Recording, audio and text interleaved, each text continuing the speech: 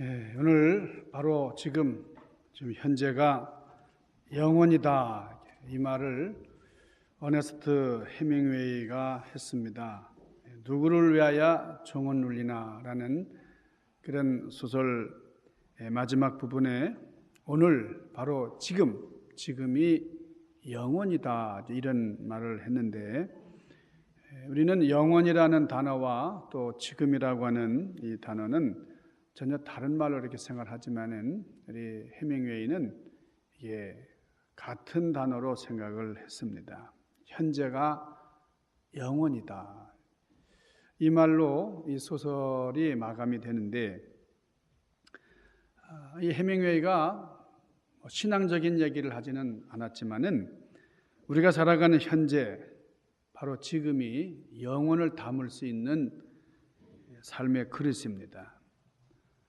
사도 바울이 힘든 감옥 생활 속에서 에베소서를 쓰면서 마지막 권면을 뭐라 그랬습니까? 에베소서 5장 16절에 보면은 세월을 아끼라, 세월을 아끼라 그랬어요. 이 세월을 아끼라고 하는 말을 우리 한번 잘 들어봅시다. 이 세월을 아끼라는 말은 이 물건을 아끼라는 말과 다릅니다. 물건을 아끼라고 하는 말은 그게 안 쓰면 되는 것이거든요. 종이를 아끼라 그러면 종이를 안 쓰면 그게 아끼는 거예요. 돈을 안 쓰면 그게 아끼는 겁니다. 그렇지만은 이렇게 물건은 안 쓰면은 이게 아끼는 거지만은 세월을 아끼라고 할 때 이 세월은 안 쓰면은 이게 낭비가 되는 거예요. 쓰지 말라는 말이 아니라 세월을 아끼라는 말은 쓰라는 말이에요. 잘 쓰라는 말이에요. 하나님께서는 모든 사람에게 24시간을 매일 공평하게 주십니다. 이 시간을 어떤 사람은 낭비하고 어떤 사람은 잘 쓴다는 거예요. 낭비해도 24시간을 쓰는 것이고 잘 써도 24시간을 씁니다. 어떤 물질을 아끼는 것과 시간을 아끼는 것은 좀 다릅니다. 시간을 잘 쓰는 것, 이게 아끼는 거예요. 여러분은 세월을 아끼시고 시간을 잘 쓰시기를 주님의 이름으로 축원합니다. 그러면 그 벤자민 프랭클린이 이런 말을 했죠. 시간은 돈이다. 그의 말대로 만약 1초를 우리가 시간을 돈이라고 생각하고 1초를 1불로 계산을 한다 그러면은 하나님께서는 우리에게 매일 86,400불을 주셨다. 86,400불을 주셨다. 이렇게 생각할 수 있습니다. 이 돈은 우리가 쓰든 안 쓰든지 간에 없어지는 거예요. 하루가 끝나면 다 없어지는 그런 돈입니다. 가만히 가지고 있는다고 해서 은행에 돈을 넣어두면은 이자가 불어서 늘어나는 그런 돈이 아니고, 1시간이 지나는데 3,600불이 사용이 된다는 거예요. 바꾸어 말하면은 3,600불을 들여서 1시간을 보낼 수 있는 겁니다. 이런 차원에서 우리가 세월을 아끼라 하는 이 성경 말씀은 새로운 시간 개념을 우리에게 알려주는 그런 말씀이에요. 성경을 우리가 잘 이렇게 들여다보면서 우리는 세월을 아끼라 그렇게 말씀하셨는데, 시간을 그냥 흘려보내면 안 되겠구나. 하수구로 나가버리듯이 시간이 빠져나가면 안 됩니다. 아껴야 됩니다. 우리 3,600불 가치의 1시간을 쓰도록 최선을 다하는 우리가 되기를 바랍니다. 연수를 계수하는 지혜를 주십시오. 이런 기도를 했어요. 우리 성경 시편에 보면은 사람의 연수가 70이고 강건하면 80이라 이런 말씀을 하면서 우리에게 시간의 중요성을 말씀을 합니다. 시간을 헤아리는 그런 지혜를 달라, 이렇게 시편 기자가 기도를 하는데, 저는 오늘 이 설교를 준비하면서 벌써 우리 새로운 한 해를 주셨고 오늘 1월 둘째 주일 첫 달에 서서 우리가 드리는 예배, 그 시간을 계수해 보았어요. 평균 일주일에 우리가 3시간을 이제 드린다고 하면은 우리 하나님 앞에 드리는 그 시간 1년이면은 156시간이에요. 156시간. 한 시간이 3,600불이라 그러면은 56만 불 이상, 56만 불 이상의 가치 있는 시간이에요. 물론 그 시간도 영광스럽게 하나님 앞에 드려진 시간임을 전제할 때 그런 겁니다. 그냥 뭐 예배당에 나오긴 했지만은 졸고만 갔다, 혹은 마음도 없이 그냥 시간만 때웠다, 그런 거 말고 정말 가치 있는 시간, 하나님 앞에 드린 시간, 그 시간은 정말 하나님 앞에 보람 있는, 정말 의미 있는 그런 시간입니다. 지금 세계를 긴장시키고 있는 3대 뉴스가 있어요. 첫째가 뭐냐? 복제 인간에 대한 뉴스입니다. 복제. 사람을 카피하는 시대가 됐어요. 얼마 전에 최초로 우리 사람을 복제했다고 하는 뉴스가 나왔어요. 두 번째는 중동 지역의 긴장입니다. 테러를 일으키는 중동 지역의 문제가 계속 뉴스로 터져나오고 있어요. 세 번째는 북한의 핵 개발이 계속해서 작년에 미사일을 쏘아 올렸습니다. 저는 이런 것들을 보면서 이런 세계에 터져나오는 이런 사건들이 종말을 경고하는, 우리에게 종말을 경고하는 사건이 아니냐, 이런 생각을 해봅니다. 자, 과거에도 우리 세상에 종말을 얘기하는 사람들이 많이 있었어요. 그러니까 제가 또 종말이라고 얘기를 한다고 할지라도 뭐 새로울 거 없습니다. 뭐 종말, 그게 뭐 어제 오늘 된 게 아니라 뭐 몇백 년 전부터 계속 종말이라는 얘기가 되어 왔는데, 그렇지만은 요즘 얘기되는 그 종말이라고 하는 개념은 이전에 얘기하던 것과는 전혀 다릅니다. 자, 이 복제 인간을 만들었다, 이게 아직 검증되지는 않았다 그래요. 뭐 전문가들은 그럽니다. 이게 현실이 아니다, 이 뉴스가 사실이 아닐 가능성이 크다, 뭐 그런 얘기도 합니다. 왜냐하면은 여러분이 복제 인간을 만드는 게 참 어려운 일이에요. 하지만 저는 이 뉴스를 보면서 이게 사실이든 아니든 간에 조만간 우리 사람이 사람을 카피하는 이 복제 인간을 만드는 것은 시간 문제일 것이다, 이렇게 생각을 합니다. 분명히 할 수 있는 그런 기술이 있고 그것을 하고 싶어하는 사람이 있으면 우리 인간들은 반드시 일을 해냈어요. 아무리 이게 도덕적이고 또 윤리적으로 문제가 있고 잘못된 것이라고 할지라도 인간은 해내고 맙니다. 무서운 세상이 왔어요. 여러분, 복제 양을 이미 만들었죠. 뭐 동물들은 이제 카피하기 시작을 했어요. 근데 복제 양을 한 마리 만들기 위해서 수백 번의 인공 수정을 시도해야 됩니다. 제대로 된 양 한 마리를 만들기 위해서 수백 마리의 잘못 태어난 생명을 쓰레기통에 던져버렸어요. 마찬가지입니다. 여러분, 우리 인간을 카피하려면은 이 사람을 계속해서 만들어야 되고, 그러다 보면은 수백 명의 기형아를 만들어야 하는 이런 딜레마가 있는 거예요. 여러분, 사람의 권위가 얼마나, 사람의 인권이 얼마나 중요한데, 사람 하나의 사람을 만들기 위해서 잘못된 기형아들을 쓰레기통에 던져버린다 그러면 이게 얼마나 큰 문제. 우리 인간 복제라는 것이 왜 종말을 예고하는 거냐? 여러분, 사람이 사람을 만든다고 하는 것은 하나님의 창조 질서를 위배하는 것입니다. 무슨 말이냐면 이 세상 끝이에요. 창조 질서가 무너지면은 이 세상은 인간이 인간답게 살아가는 그런 세상이 되지를 못하는 겁니다. 자, 이런 세상을 하나님이 그대로 놔두시겠느냐? 그렇기 때문에 지금 우리가 사는 이 시대는 전에 살아왔던 시대와는 전혀 다른 거예요. 여러분이 인간 복제라고 하는 것은 우리 태초 이래 인간들이 하나님의 권위에 도전하는 것 중에 가장 극악한 그런 도전입니다. 우리 인간들이 하나님의 권위에 도전하는 것들이 많았어요. 바벨탑이 있었죠. 우리 21세기 바벨탑, 이게 바로 인간 복제다, 저는 그렇게 생각을 합니다. 자, 이때가 되면은 하나님께서 이 세상을 더 이상 놔두어야 할 이유가 없다, 그렇게 생각을 하실 거예요. 지금 북한이 핵 개발을 해가지고 지금 이 미국을 위협하고 말이죠. 그래서 이 미국과 북한이 아주 극도의 신경전을 벌이고 있어요. 미국이 재물이 이것을 막으려고 그래도 이 핵개발 막을 수가 없어요. 어떻게 혼자만 핵무기를 가지겠다고 주장을 하겠습니까?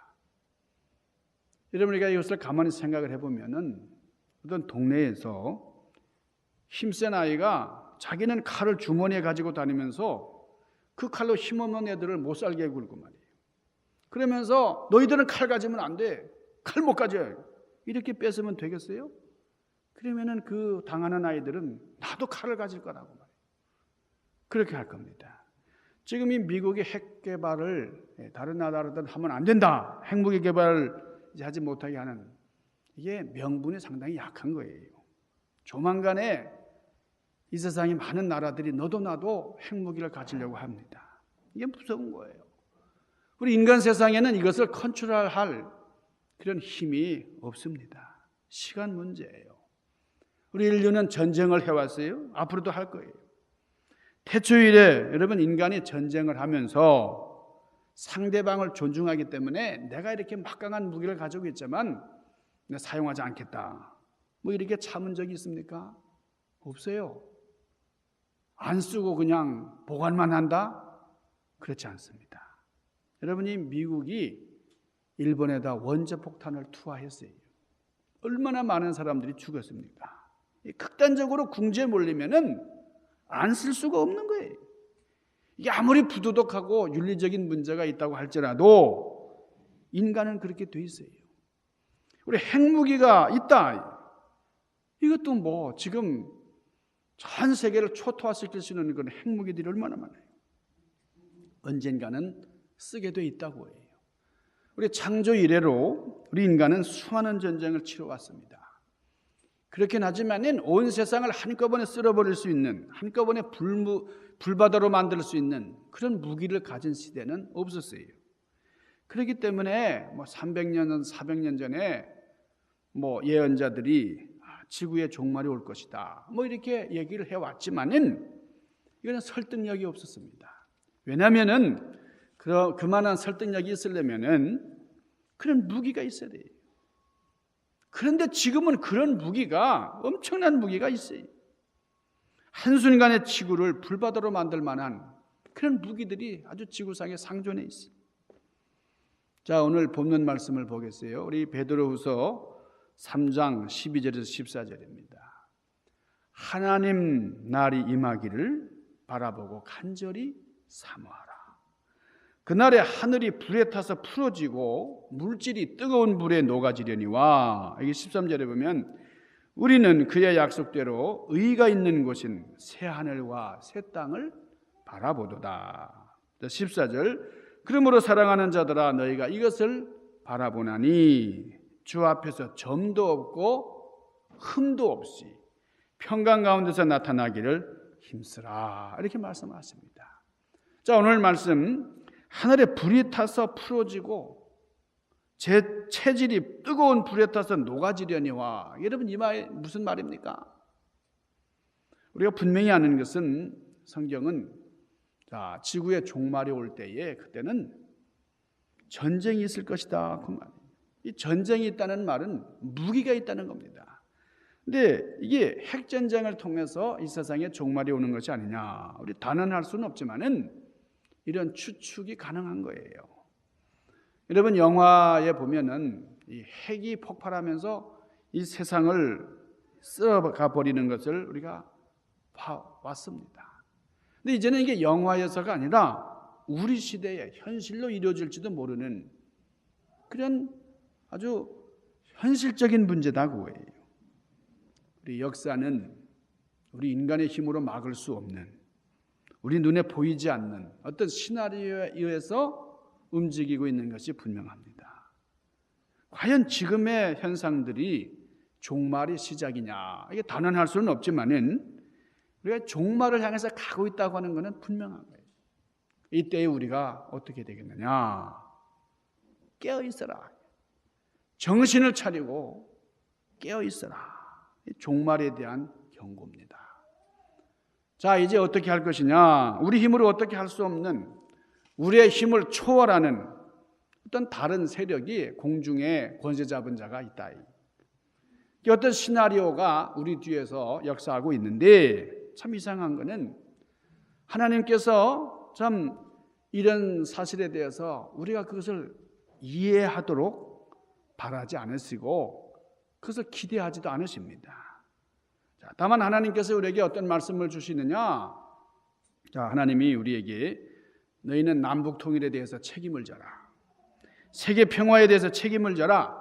인간 복제에 대해서 책임을 져라. 뭐 이런 말씀을 주시지 아니하고 이러한 일이 벌어질 것이고 이 세상에 무서운 종말이 일어나겠지만은, 그러나 오늘 여기 베드로후서 3장 11절 12절에 보면 너희가 어떤 사람이 되어야 마땅하냐. 그러니까 이런 아무리 세상에 종말이 오고 문제가 있을지라도 너희들의 사람됨에 대한 말씀을 하는 거예요. 너희가 어떤 사람이 되어야 마땅하냐? 거룩한 행실과 경건함으로, 12절에 보면 하나님의 날이 임하기를 바라보고 간절히 사모하라 그렇습니다. 무슨 말입니까? 이런 문제에 대해서 책임져라 그 말이 아니고, 그런 것은 하나님께서 하신다는 거예요. 하나님께서 알아서 해주실 테니까 너희들은 경건한 사람이 되어라. 거룩한 행실을 가지고 하나님의 나라가 임하기를 바라보고 간절히 사모하라. 그러니까 우리에게 풀 수 없는 문제를 그걸 감당해라. 그 무거운 짐을 너희들이 져야 된다. 너희들이 이런 어려운 숙제를 풀어야 된다. 그런 말씀하시는 게 아니라, 그런 건 하나님께서 하실 테니까 너희들은 이러이러한 사람이 되어야 된다. 이것을 말씀을 하셔요. 직장인이면 직장에서, 정치인이면 정치하는 곳에서, 장사하는 사람이면 장사하는 곳에서 하나님의 자녀답게 살아라. 거룩한 행실과 거룩하게 살아라. 경건하게 살아라는 거예요. 이것이 하나님이 우리에게 주신 숙제입니다. 우리 나성중앙연합감리교회가 걸어왔던 지난 날들을 돌아보면은 이제는 다시 살려낼 수 없는 것들이 많이 있어요. 묻어버려야 될 것들도 많아요. 여러분, 하나님께서는 우리에게 이 종말의 경고를 통해서 우리 인생이 너무 사소한 것에 치우치지 않고, 너무 세속적인 현세적인 가치에 치우치지 않고 경건하게 살아라. 엄숙한 종말의 경고를 주셨어요. 그래서 너무나 심각해지지 않도록 무거운 짐을 지고 책임질 수 없는 문제를 가지고 어렵게 살지 않도록 하기 위해서 우리에게 가벼운 짐을 주십니다. 이 모든 것들은 내가 책임진다. 그러니 너희는 거룩한 행실과 경건하게 살아라. 그렇기 때문에 오늘 우리들은 새로운 하늘과 새 땅을 바라보고 소망하는, 잘 준비하는 그런 사람이 되어야 한다 하는 거예요. 자, 세상 사람들은 좋은 데를 많이 찾아다니잖아요. 여행도 가고 이민도 가요. 이상적인 세계를 찾아가서 거기서 살고 싶어 합니다. 그런 것을 가르쳐서 이상향이라고 하잖아요. 이상향. 그런데 아이러니컬하게도 이 이상향을 가리키는 이 유토피아라는 말, 여러분이 유토피아라고 하는 단어는 원래 아무 데도 없다라는 뜻이에요. Never place, nowhere, nowhere, nowhere. 그러니까 이 never land, 유토피아라는 말을 neverland라고 해요. neverland라고. 여러분, 아무리 좋다 그래도 가보면은 별게 아니에요. 저는 미국이 정말 굉장히 좋은 줄 알았어요. 미국에 오면 뭐든지 뭐냥 막, 그런데 미국에 와보니까 미국도 그렇고 그렇잖아요. 어떤 분은 그래, 로스앤젤레스가 1000당은 아니고 999당이라고 하지만은, 여러분 그래요? 살아보니까 이 세상에는 진정한 의미에서 이상향이 없어요. 오직 천국만이 이상향이에요. 우리가 염원하는 기쁨의 나라예요. 그 우리 해밍웨이가 얘기한 것처럼 오늘 바로 지금이 중요하다. 여기가 중요하다 이게요. 여러분, 벌써 새로운 한 해, 우리 1월 참 둘째 주일을 맞았어요.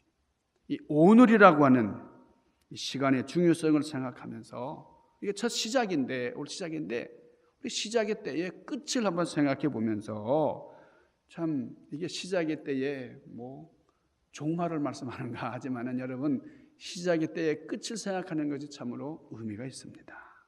그동안 우리가 풀 수 없었던 많은 숙제들 이런 것들은 하나님께 다 맡기고 우리가 할 수 있는 것, 해나갈 수 있는 것, 가능성을 우리가 찾아보면서 희망적인 새해를 이뤄나가는 그런 지혜로운 여러분들 되시기를 주님의 이름으로 간절히 축원합니다. 기도하십시다.